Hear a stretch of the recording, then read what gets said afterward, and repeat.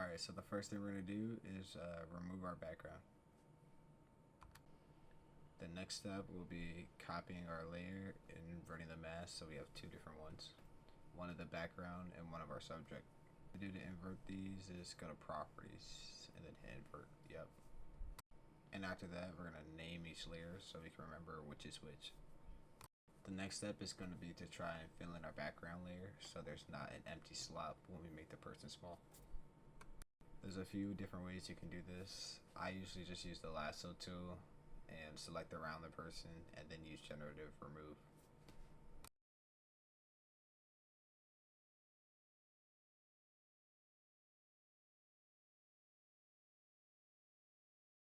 Once this is done, we're going to start working on our person layer. So we're going to select that layer after we hide all our other ones and then start making it smaller. And then as it's getting smaller and smaller, we're going to turn our other layer back on and make sure it looks realistic. Yep, turn those back on. And then we'll make sure it looks realistic with the grass. Sometimes this could take a while just because of the masking and the angle of the photo, but it really doesn't matter too much. Nobody should be looking that close.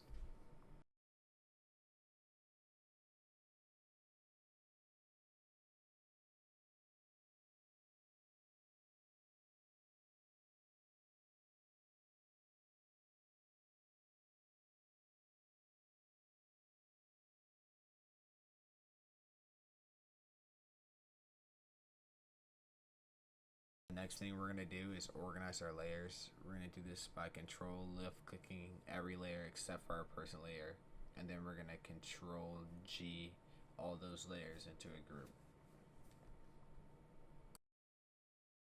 Now we'll just click on our person layer and we're going to duplicate it, and this would be to make the head bigger. So once we duplicate it, we'll select a new one, hit mask, and we're just going to cut out his head. Make sure you hide the other layers just so you can see what you're deleting. And there's definitely more technical ways you can remove the person from the mask. I just prefer to do it the easier way, which is just a brush.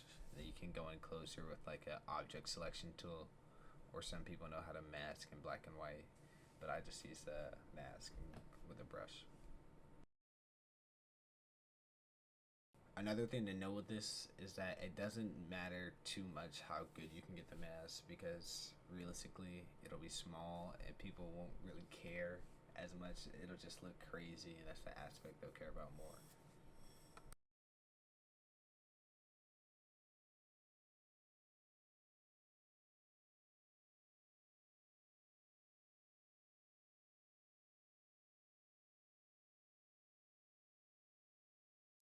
Okay, now that we have our head complete, we're going to try to put it back on the body and make it larger this time.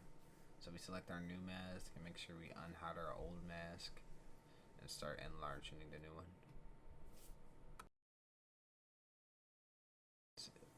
This could take a few seconds. It really just depends on how big you want the head proportional to the body.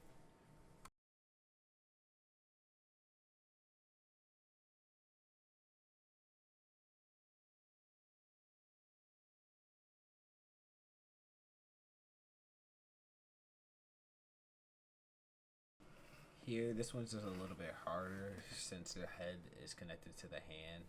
So I enlarged the hand to create that effect with the hand also. But you have to make sure the hand cutout isn't too bad. So I went and redid the hand cutout. And then we're gonna distort it to make it look like it goes with the arm. Distort it, all you're gonna do is rasterize the layer or convert it to smart object, and then go down to edit and go to transform, and then we're gonna hit distort. Once you click distort, you'll just zoom out a little bit, and then you can mess with the little bars to make it look like the hand is connecting to the arm a little bit. And you don't need too much, just to make it look a little bit more realistic.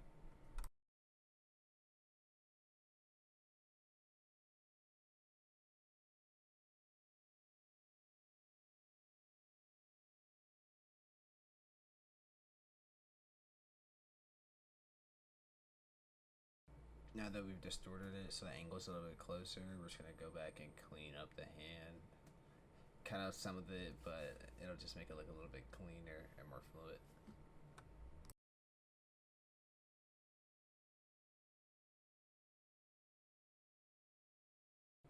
But once we finish cleaning the hand up, that'll be it. It's really like a few simple steps. Once you keep doing it over and over, it's like clockwork. But I'm going to try to make these videos weekly, and yeah, thanks for watching.